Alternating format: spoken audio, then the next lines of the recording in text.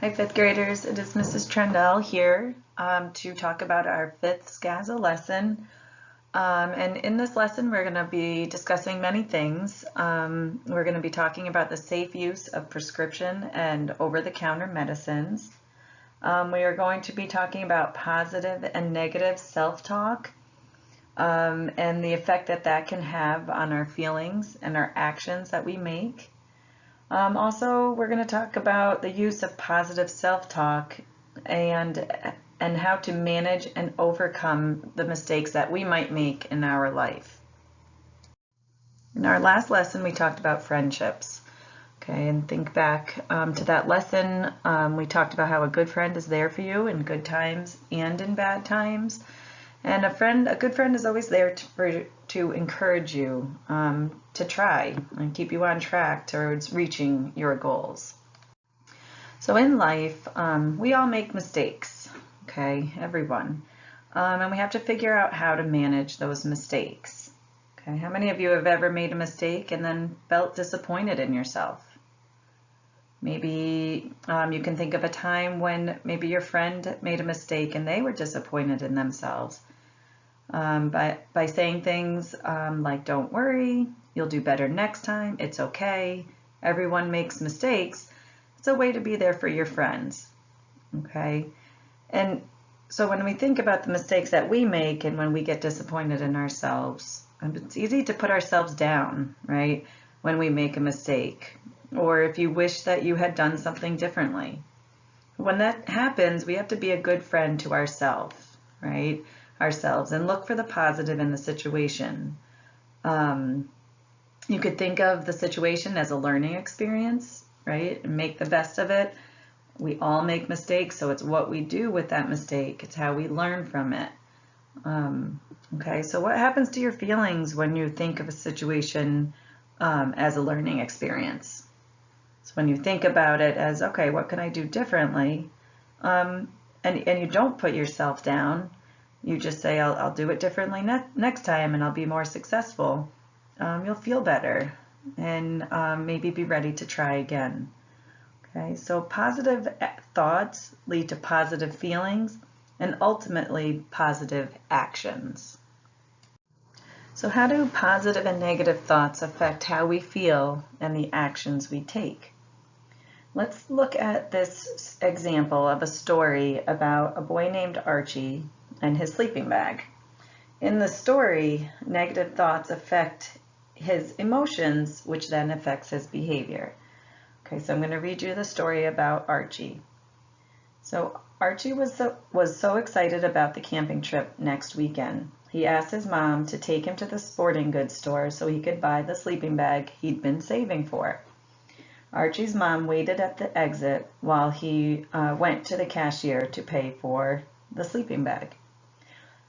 The cashier said, that will be $32.76. As Archie counted out his money, he lost count and didn't hand the cashier enough money. The cashier said, you have to give me more than that. Archie thought, so stupid, I don't know how to count. Archie was embarrassed and frustrated. When he noticed the line of people waiting behind him, Archie grabbed his money from the cashier and dashed out of the store, leaving the sleeping bag behind. On the drive home in the car, Archie's mom asked what had happened. Archie yelled, leave me alone. Okay, so in this story, let's kind of think about what happened and what unfolded. Okay, so Archie made a mistake counting his money, right? Then he used negative self-talk, which was when he said, I'm so stupid, I don't know how to count. Okay, started putting himself down and making or using negative self-talk.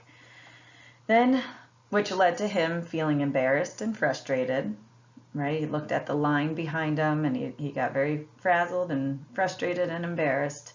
And then when he got in the car, well, not only did he leave his sleeping bag behind, but he then lashed out at his mother. Okay, he yelled at her and said, leave me alone. So Archie's negative thoughts affected how he felt about himself, right? And his negative emotions affected his actions. Okay, so Archie did not reach his goal of getting the sleeping bag that he was saving for. He gave up because he let his negative thoughts about a simple mistake take over. So what could Archie have done differently? How could he have changed his negative self-talk? Archie could have changed his negative self-talk into something positive by saying, oh, I just miscounted. That can happen to anyone. Well, I just made a mistake. But I can ask the cashier to tell me the right amount that I owe her or him. And making mistakes, next time I'll be better prepared. I made a mistake, but I would figure it out in the right way so I could get the sleeping bag the next time. Okay, and how would that, using those positive self-talk statements instead of the negative, how could that change the way Archie would have felt? Well, he would have been more confident. He would have been happy that he didn't let the mistake stop him from reaching his goal, right? If he didn't get so upset and frustrated, he probably would have been able to buy the sleeping bag and reach his goal of obtaining the sleeping bag or purchasing the sleeping bag. So if Archie thought positively about himself in this situation, he might have found a solution to overcome his mistake and reach his goal of purchasing the sleeping bag. So using positive self-talk can change the way we feel about our mistakes. So the next time you make a mistake, instead of filling your head with negative self-talk, use positive self-talk, right, to help you see the brighter side of the situation. So mistakes happen because we are careless or because we don't stop to think when making decisions. But there are some kind of mistakes, however, that we want to avoid altogether because they can be unhealthy and dangerous. Okay, we are going to talk about how to avoid making mistakes like this when taking medicine. So what is the first thing you should do if you don't feel well? Well, usually you tell an adult, right? An adult that you trust. That person may want you to rest, drink plenty of fluids, and eat healthy foods. They may give you an over-the-counter medicine to help you feel better or to treat some of your symptoms, okay?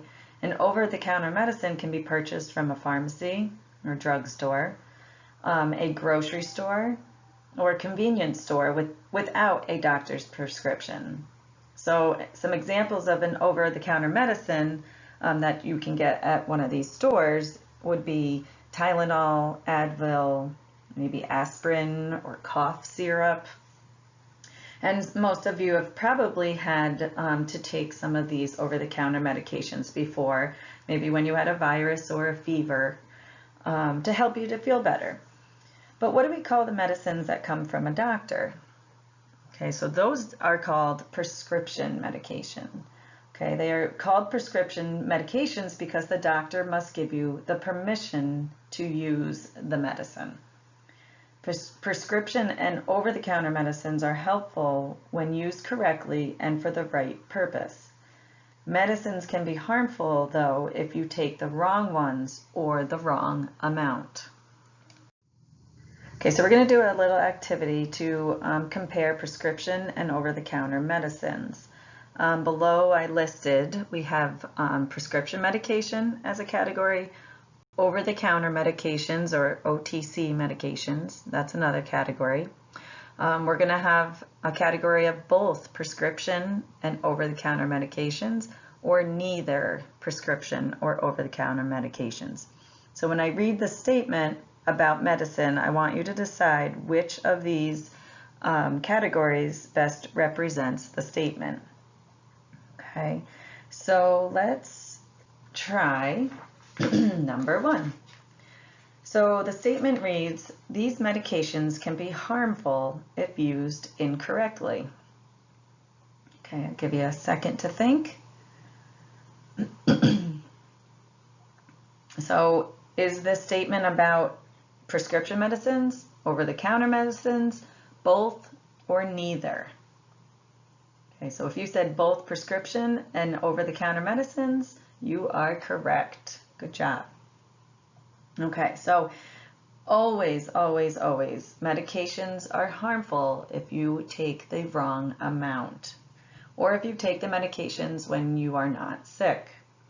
Okay, so how about number 2? It is safe for you to take these medicines by yourself without the help of a trusted adult.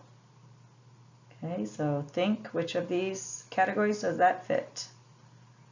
Okay, the answer is neither prescription nor over-the-counter medicines. You should never take any medicine without the help of a trusted adult. Good job. All right, next statement. These medicines are labeled with instructions to help an adult give the medicine safely. Okay, which category? Okay, the correct answer is both. So all medicines have labels. Okay, so what information is on the label? Well, the information that's written is how much to take. Okay, it will tell you with the size of your body, the weight, and it gives you a chart, right? It tells you how much to take for the over-the-counter medicines, how often to take it, if it should be taken with food, possible side effects, and what's in the medicine. Okay, so this is also with true to medicines that are prescription that the doctor gives you. Okay, but the doctor tells you how much to take. All right, so both over-the-counter and prescription medicines have safety labels. Okay, how about number 4? It is against the law to share this type of medication. Okay, the correct answer here is prescription medicines. Okay, so it is against the law to share prescription medicines. Okay, a doctor writes a prescription that is specifically for you. Okay, you should never take or share anyone else's prescription medicine. What are some things the doctor will need to know about a person to write a proper prescription?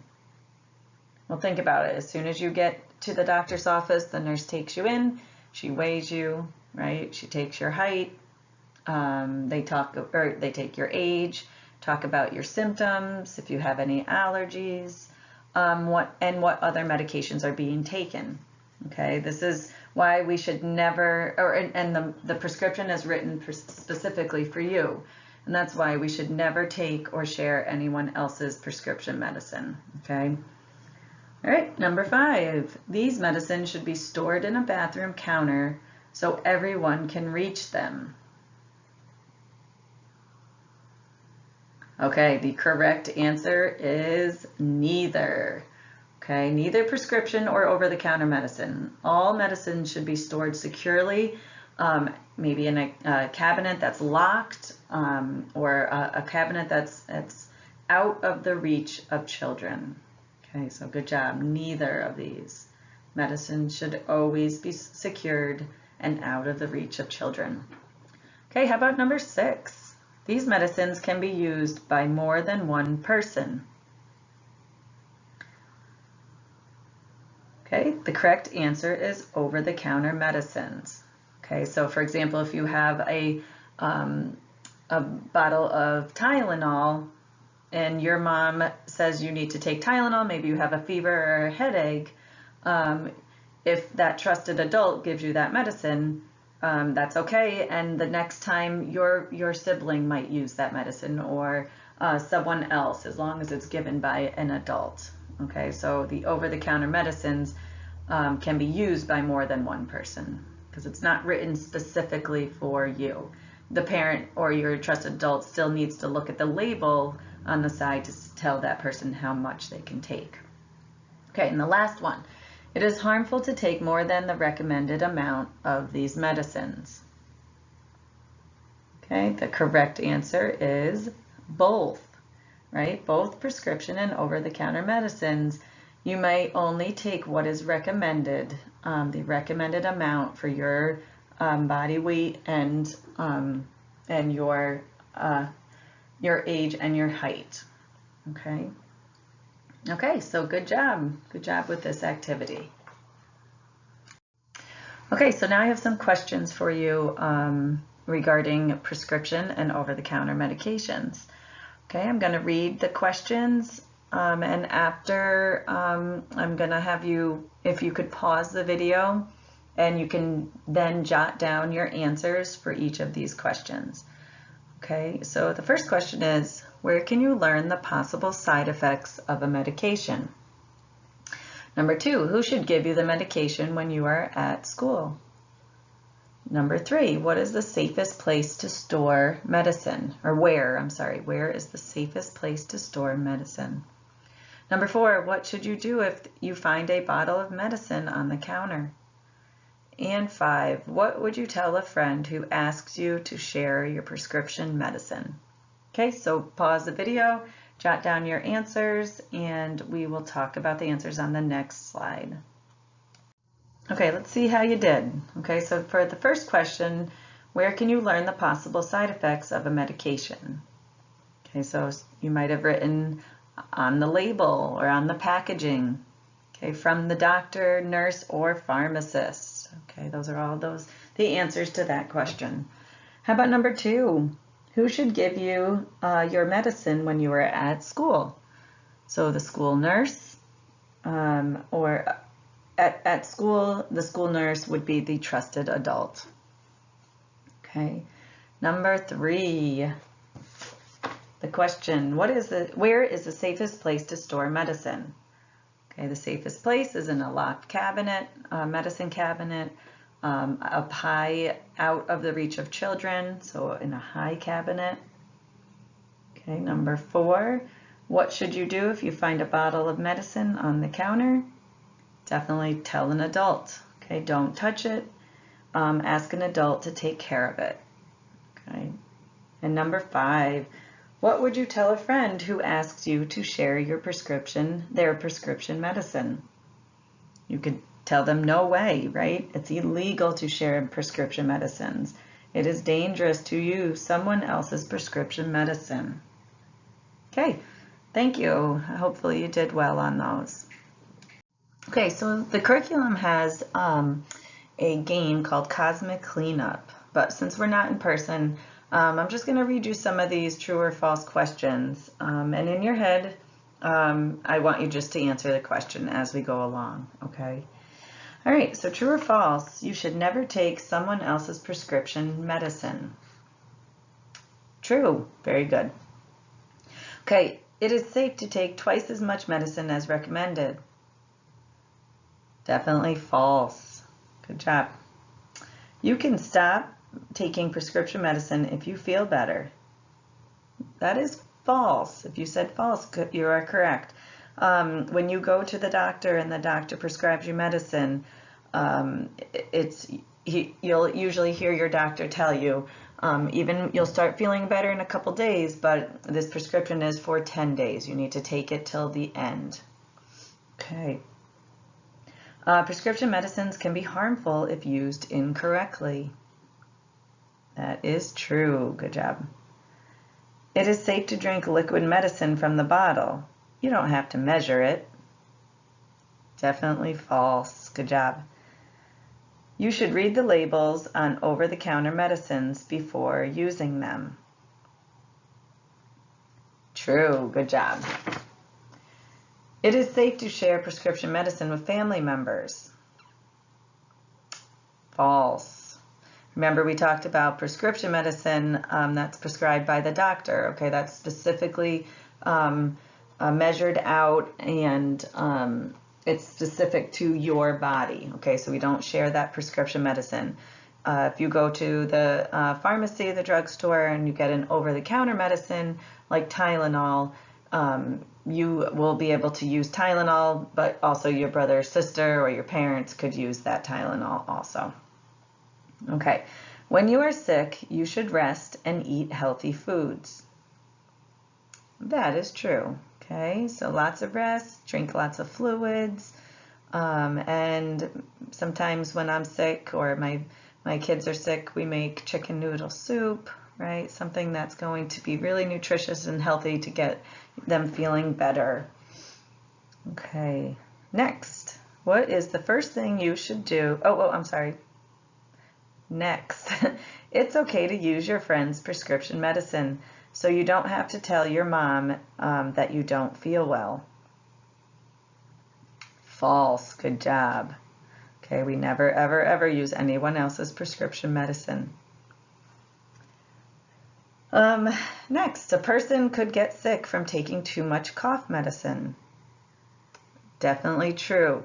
Remember, even though it's over the counter, we still have there's directions on the label that tell you how much to take, okay, in a specific amount of time. If you take too much, you will get sick. Okay, and I think this is the last one. It is safe to take over-the-counter medicine by yourself without the help of a trusted adult. If you said false, you are correct. Good job, okay? So remember, an adult, it has to be there to help you so that you get the right amount. Okay, good job. So now that you know how to handle prescription and over-the-counter medicine safely, you can help prevent mistakes and keep yourself, your friends, and your family safe. Okay, so good job today. And in our next lesson, we will learn peer pressure refusal skills, which can help us, or also help to keep us safe. Okay, so here's our SCAZA email, scazaprevention@gmail.com. And if you have anything you'd like to add or some questions that you'd like to ask, feel free to email us at that address. And I hope everybody has a nice day, and we will see you next time when we talk about peer pressure refusal skills.